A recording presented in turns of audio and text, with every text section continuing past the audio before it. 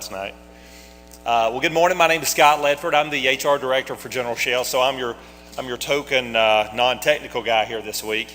The topic of millennials, they're kind of a big deal.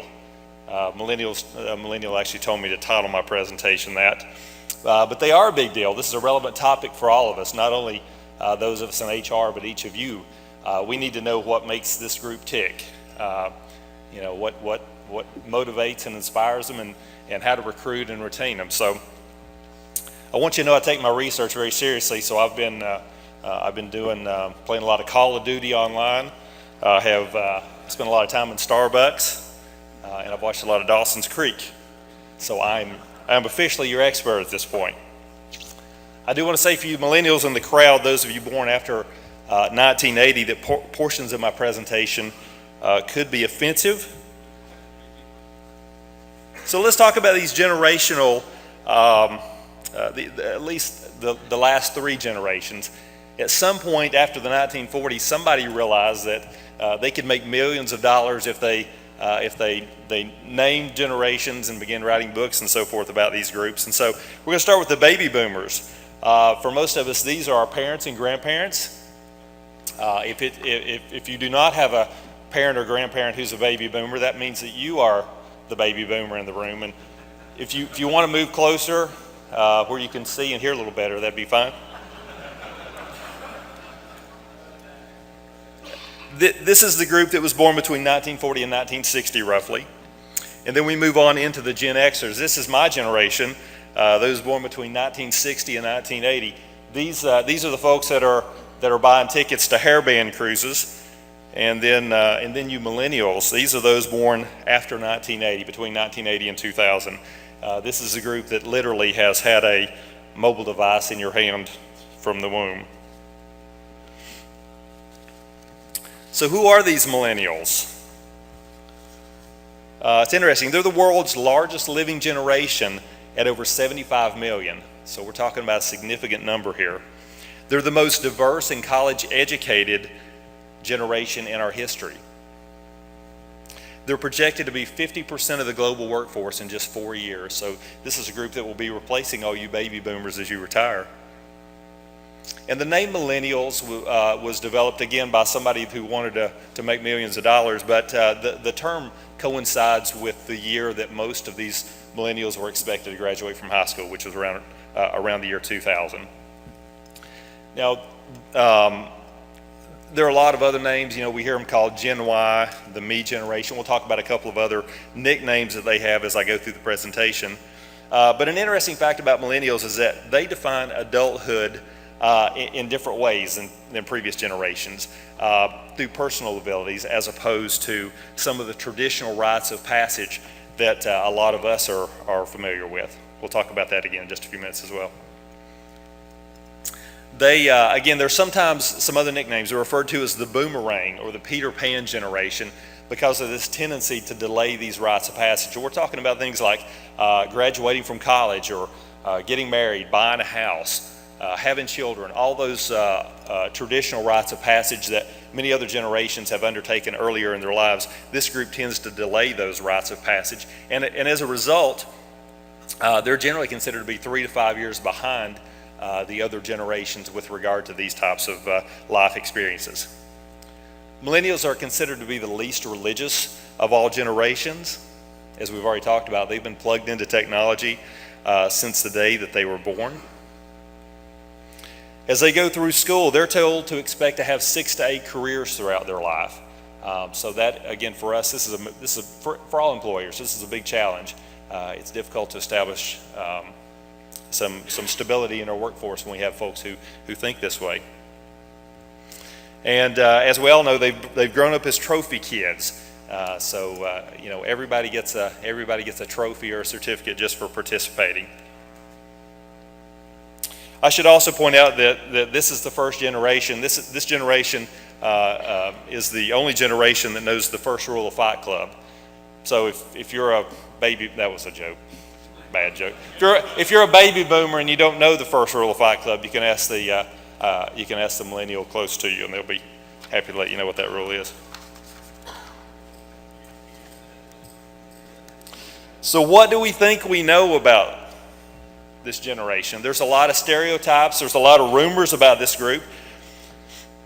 So let's talk about some of those. Some of the stereotypes that we have about millennials.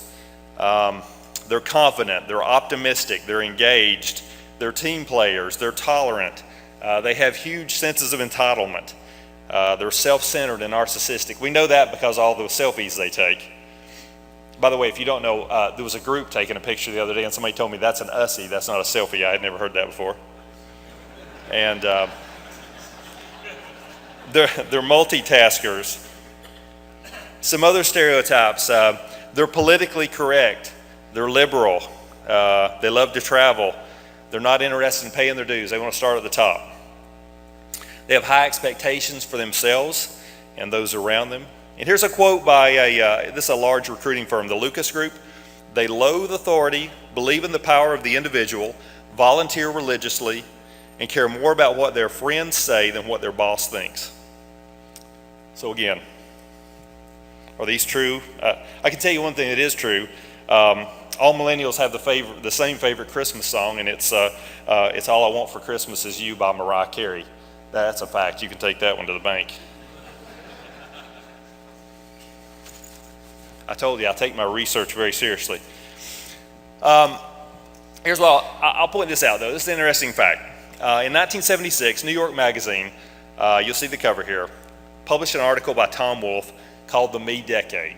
Again, this is 1976. He's talking about the generation the up and comers in the 70s, and he taught this article talked about how narcissistic this group was in the 70s. Well, fast forward to 2013, Time Magazine publishes this cover, the Me generation, talking about the millennials. So I think that these same arguments have been passed down from generation to generation. And so we just need to be mindful that maybe there's not as much difference as we think. So, again, we talked about some stereotypes, but here's what we actually do know about millennials and what their expectations are with regard to their employers. First and foremost, millennials expect a lot of technology. The day timer and the really nice pen is not their expectation when they come to work for your company on the first day. They expect to be inundated with technology. They expect to see a clear career path for themselves. They want to know where they're going and the avenue that they need to take to get there. They do want quick advancement. We know that. And in the lean situation that we're all working under, we need folks that want to advance quickly and want to take on more responsibility. So that may play to our advantage. They expect flexible schedules and they want a work-life balance. I would say that this trumps even compensation on a pretty high level. This is most important to them. They want time away from work with their whether it's with their friends or their family, and this is a biggie. So again, not a traditional structure for us, but we have to start thinking about these things. They want the freedom to express their personal values. Again, this can be tricky if those personal values may conflict with our own values, but they want to have a working environment in which they can share their personal values. They want pleasant and fun work environments. I know you guys in the brick plants would all describe your work environments as pleasant and fun. Again, this could be a challenge for us, but that's what they're looking for. They want to feel valued. What I mean is they don't want to be relegated to the corner office and never heard from again. They want to be part of the conversation. They want to be part of the solutions that are happening at your places of employment. And they want communication and regular feedback, which we'll talk about in just a bit more detail as well. So again, our goal is to attract, recruit, and retain these folks. And so here are some things that I think we all need to do in order to accomplish that. As we talked about, they want a lot of communication. And as I've noted here in this slide, the once a year annual performance appraisal probably will not cut it with this crowd. They want a system in place whereby you are communicating with them on an ongoing and regular basis.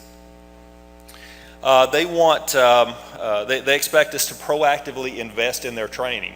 Just keep in mind, this is a group of people that throughout their life, if they wanted to know how to do something, whether it was work on their car or fix their computer, whatever the case may be, They just looked on YouTube and training was immediately available to them. So they expect that same kind of training investment and training opportunities within our places of employment. We have to create an environment where employees have the ability to make positive impacts within the organization. Again, they want to be contributors for the most part. They want an environment where we communicate clearly and transparently, and they want a diverse work environment. And I'll say that again, they want a diverse work environment. So we need to be mindful of that as we're going about our recruitment of our staff at our various places of employment. Very important to this group.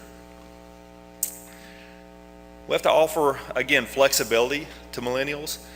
They may not want to keep a traditional schedule. They may, and in some cases that's not going to. It's not practical to have a flexible schedule. But I think where it can work, we need to think about that in certain positions. We need to provide them mobile devices and other technology. Again, this is an expectation. This is a very basic expectation that they have when they enter the workforce. Again, they want generous paid time off policies and other progressive perks. You may want to think about pet insurance for this group of employees, something along those lines. I don't know. But obviously, they're looking for competitive compensation. But again, it probably is not tops on the list. And they want a collaborative, inclusive environment. They want to connect. Millennials probably love an opportunity like this to come and network with folks across the industry. But certainly, they want to network with folks across your company, not just at the location they're at. So I think the more you can provide them those opportunities to network with their peers and colleagues, that will be appreciated. Just a couple other things you may help you if you know the lyrics to The Real Slim Shady, if you knew the names of all the Kardashians and had some history of Taylor Swift's recent love life. So those will all be important icebreakers as you talk to this group. More bad jokes. Here's just a few other recruiting tips for this group. What we know about them is that they shop everything online. If they're making a purchase, they get online and they research it. And certainly if they're looking to make a change of employment, they're going to research that online as well. So what does that mean for us? It means that we need to have a fairly sophisticated presence online. Millennials expect to go online and find your website and have an interactive experience. They expect to be able to meet your senior staff through bios and photos and that sort of thing. But they really want to know something about your company. So as it says here, you want to have a digitally mature experience available for the job seeker online. They also want to be able to go out to the various social media platforms like LinkedIn and Glassdoor and Twitter and Facebook and so forth. And they want to see your company out there, and they want to see feedback from other people about your company. So if you're not engaging in those various forms of social media, this is going to be critical for you moving forward in terms of recruiting this group of people. And again, just in the information age, you want to, if you can, talk to your senior management, your locations. Again, take some snapshots and have those folks have their bios out there as well. They want to know, again, back to this issue of values and so forth. They want to know what the values are of your senior management, and if that aligns with their personal values. And then, as best we can, we want to paint a clear picture of their career paths. Again, they don't want any ambiguity. They want to know if I do X, Y, and Z, then I'm going to get from here to there. So in closing, I just make this statement. Many millennials are highly educated, highly driven team players who want to make a positive impact. As employers, we need to move past the stereotypes and in some situations tweak our corporate culture to adapt to this generation of employees. It also wouldn't hurt to know the name of a Spice Girl or two. Spice Girls are long gone. All right, so with that, that's my presentation, but I appreciate the opportunity to be here this week and speak to you on this topic. I'd be happy to field any questions today or when we get back to our respective locations. So thank you all very much.